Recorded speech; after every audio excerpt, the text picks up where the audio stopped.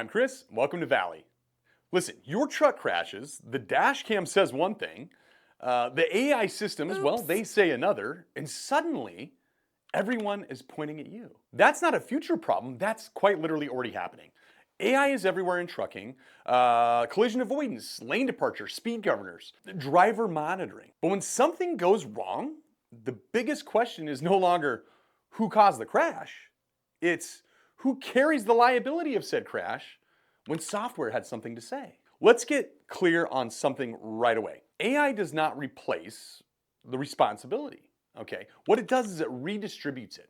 And fleets that don't understand how exactly this redistribution works are walking into lawsuits that they did not price in. What AI is doing inside your trucks right now. Most fleets think AI is some sort of safety tech, okay? Insurers think of it as decision-making evidence. AI systems now influence all sorts of things. Braking, following distance, lane position, speed, driver alerts, okay, we all know those, and most importantly, arguably, event recording. This means that AI is no longer passive, okay? It's participating actively in these outcomes. And participation changes liability. AI does not automatically protect you. Super important here. Installing AI does not shift blame away from you or the fleet. And in some cases, it does quite the opposite. If AI existed and it wasn't configured, maintained, or reviewed properly, it becomes proof of negligence and not protection. How liability gets decided after an AI-involved crash. When a crash happens, investigators ask 4 simple questions, quite literally in this order. First, was the driver following policy? Second, was the fleet enforcing that said policy? Third, did the AI system intervene or fail to intervene?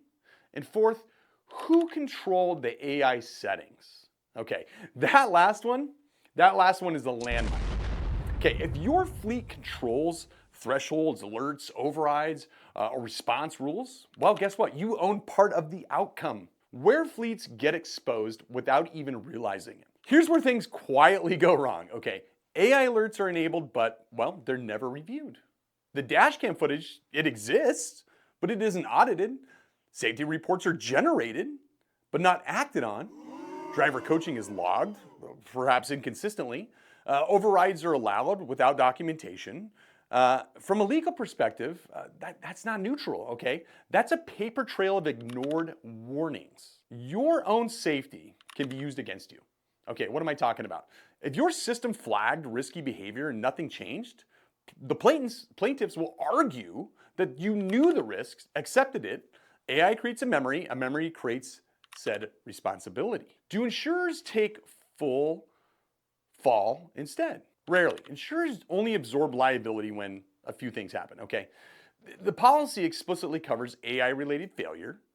The fleet followed all required procedures.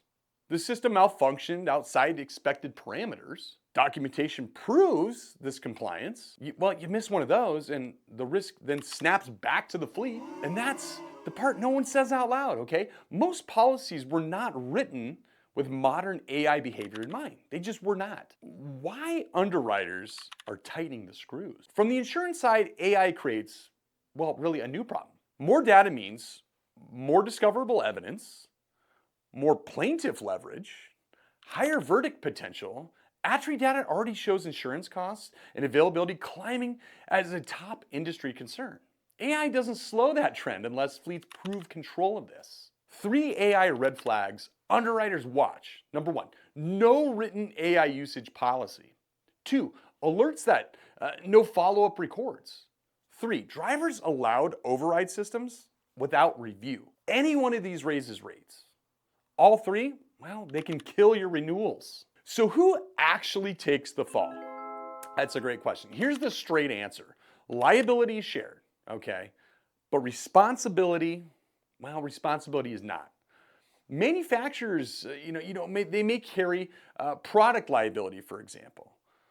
Software vendors, they may face defect claims. But fleets, well, fleets are expected to manage what they deploy. If AI was installed, you as a fleet operator are expected to do a couple things, okay?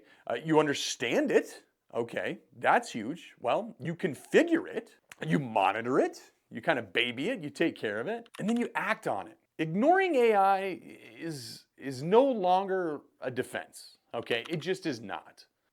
Document your AI chain of responsibility. This is huge, okay? Write down who configures it, who maintains the system, who reviews the alerts, who coaches the drivers, and how often, okay? Just one page. Clear names, clear cadence. That document alone can change how a claim unfolds. The real risk is the gray zone. Okay, hear me out on this. Okay, the most dangerous place to be is not no AI. Okay, that sounds weird, right? Okay, it's some AI. Loosely managed, poorly documented. This is a bad place, okay? That's where the lawsuits live. That's what nobody wants. Here's some insight.